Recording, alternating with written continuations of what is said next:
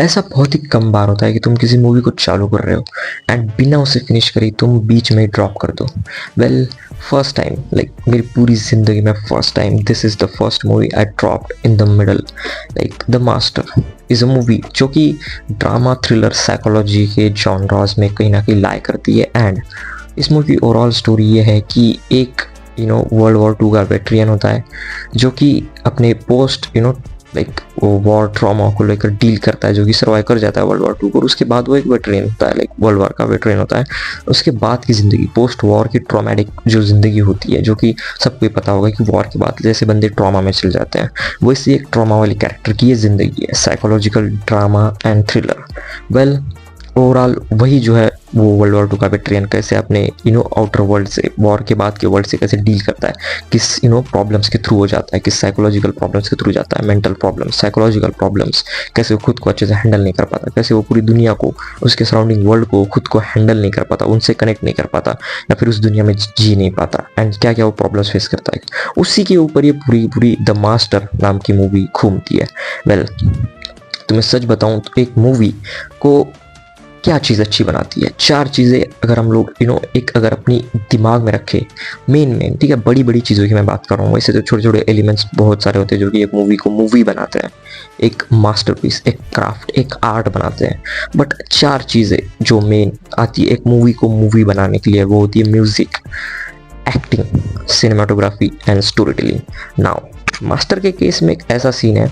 कि एक्टिंग तो top notch है, क्योंकि one of the best actors इसमें है, like the top notch acting by top acting में I don't think so I had any problems, क्योंकि ये मूवी 3 घंटे की है और मैंने इसको बीच में 1 घंटे अराउंड 1-1.5 घंटे अराउंड ड्रॉप कर दिया था।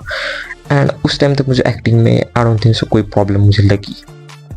Second is music. तो देखो, इस मूवी में म्यूज़िक का उतना इम्पोर्टेंस होगा भी या नहीं होगा, वो तो एंड तक जाने के बाद ही तुम लोग डिसाइड कर सकते हो, क्योंकि बैकग्राउंड स्कोर एंड तक जाने के बाद ही तुम्हें पता लगता है कि एंडिंग में भी कैसा है क्या नहीं है। एंड ओवरऑल इस मूवी में उतना कुछ खास था नहीं। बैकग्राउंड म्यूज़िक की मैं बात कर रहा हूँ, बैकग्राउंड स्कोर की, म्यूज़िक की, तो उतना कुछ खास मुझे लगा नहीं, क्योंकि हार्ड एडिंग इसमें कुछ मोमेंट्स ही नहीं थे उस हिसाब से, क्योंकि स्टोरी ही नहीं थी उस हिसाब से, क्योंकि ये movie real life like almost real life घटनाओं के आधारित ये मूवी थी, तो उतना कुछ इसमें था नहीं। रही बात इसके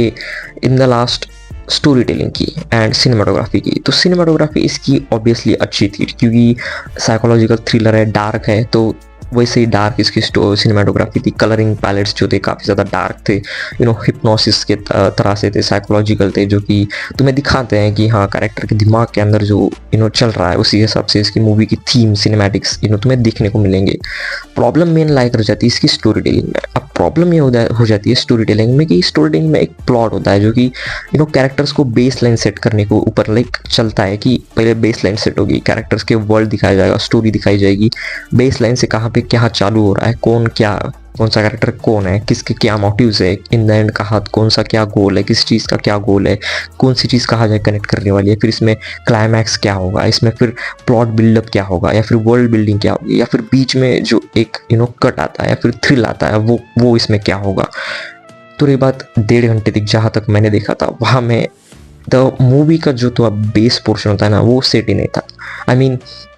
मूवी बस चालू हो जाती है बिना तुम्हें कुछ बताए, बिना तुम्हें कुछ लाइक प्लॉट बेस सेट करे हुए बस चालू हो जाती है, एंड सम रैंडम थिंग्स इसमें दिखाए जाते हैं कि लाइक बंदे ने कहाँ से कहाँ चालू करा और फिर कहाँ शिप में पहुंच गया, फिर शिप से उसकी लव लाइफ दिखाई जा रही है। I mean bunch of random events जिसको लाकर एक मूवी में रखा जा रहा है। एंड मैं मानता हूँ कि हाँ शायद से 3 घंटे में लास्ट में मूवी के एंड तक फाइनली तुम देख सकते हो, या फिर तुम्हें देखने को मिल सकता था इस मूवी का कंक्लूजन, शायद से एंड में जाके शायद से पूरा हो भी जाता। But the problem is starting के 1 घंटा ही इतना ज़्यादा अनकंडीशनल एंड इतना ज़्यादा अनसिनेमैटिक एंड इतना ज़्यादा लाइक अनकनेक्टेड, लाइक डिसकनेक्टेड था कि like you just do not connect with the story, you just do not connect with the plot, you just do not connect with the time, and तुम movie movie को movie वो बनाती है जो कि तुम उसमें गुम जाओ, तुम टाइम ना देख सको, तुम हाथ उससे हटा ना सको। एंड इस मूवी के दौरान मैं बार बार देख रहा था टाइम कितना हो रहा है, अच्छा अच्छा इतना इतना हो गया, क्या क्या हो रहा है, लाइक मेरा ध्यान कहीं और जा रहा था, क्योंकि ये मूवी तुम पकड़ के नहीं रखती है। एंड ये मुझे मेन इसका जो है एक डिसएडवांटेज लगा इस मूवी का, इसका एक फ्लॉ लगा कि ये मूवी तुम पकड़ के नहीं रखती है, एंड इसकी कैरेक्टर का जो बेस लाइन है वो सेट नहीं करी जाती है। अब मैं इस मूवी को लेकर रॉन्ग भी हो सकता हूँ, शायद से मैं फ्यूचर में जाके इस मूवी को फिर से देखूँ, शायद से मेरे विचार बदल जाए, लेकिन फॉर नाउ ये मूवी एटलीस्ट मिडल तक बोरिंग थी। एंड मे बी ये मेरे टाइप की मूवी नहीं थी, शायद से मुझे पसंद ही नहीं है। Being as a normal viewer, I do not consider myself a movie reviewer, I just consider myself a normal people, like one of the people who watches movie. तो मेरे लिए ये मूवी इतनी connecting नहीं थी and I just had to drop it. शायद से future में मेरे रिव्यूज चेंज हो जाए, मेरे मोटिव्स चेंज हो जाए, बट हाँ, it was not for me.